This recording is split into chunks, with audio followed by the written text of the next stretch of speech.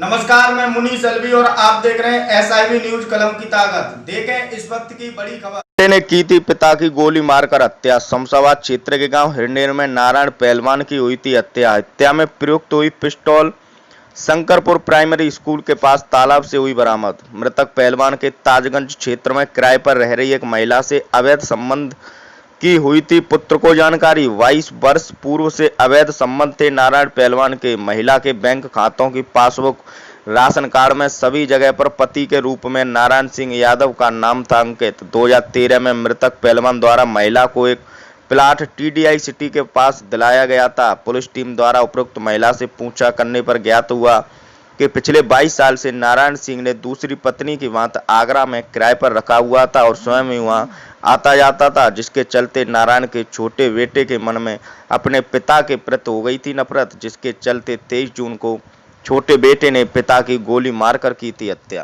थाना शमशाबाद क्षेत्र के हिरनेर गांव में एक नारायण पहलवान की हत्या कर दी गई थी। हत्या गोली मारकर करने की गई थी।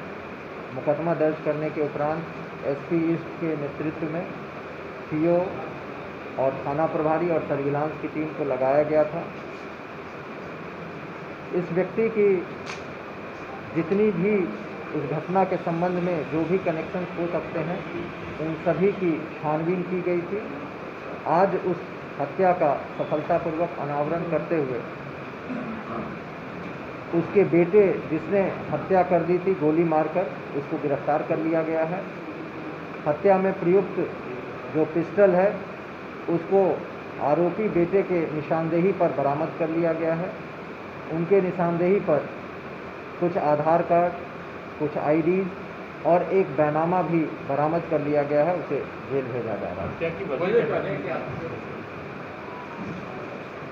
पूछताछ में आरोपी बेटे ने इस घटना को कबूल करते हुए बताया कि उसके पिता जो मृतक हैं नारायण पहलवान, उनकी एक महिला जो ताजगंज में रहने वाली हैं, उनके साथ संबंध थे और वो पैसे, अपने अधिकांश पैसे उनको दिया करते थे, जिसके नाम पर मकान खरीदा है, ज़मीन खरीदी है, मकान बनवाया जा रहा है।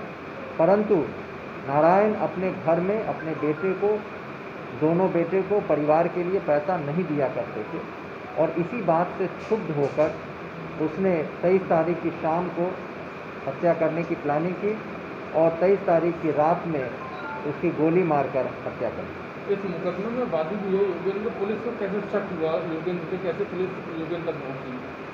देखिए, चूँकि घटना में वादी और उसके परिवार में ही ये घटना पारित की गई है, इसलिए इसको निकालना, इसकी तहकीकात करके उस आदमी तक पहुंचना मुश्किल ज़रूर था, लेकिन हमारी टीमें लगी हुई थी जिसमें हमने मैनुअल और टेक्निकल दोनों सर्विलांस की मदद ली और पूरी छानबीन करने के बाद इस मृतक से संबंधित हर एक एंगल पे काम करने के बाद जब कड़ाई से पूछताछ हुई, उस व्यक्ति ने इस घटना को कबूल किया और पूरी मोटिव बताते हुए घटना में प्रयुक्त असलहे को बरामद कराया है, साथ ही साथ अन्य डॉक्यूमेंट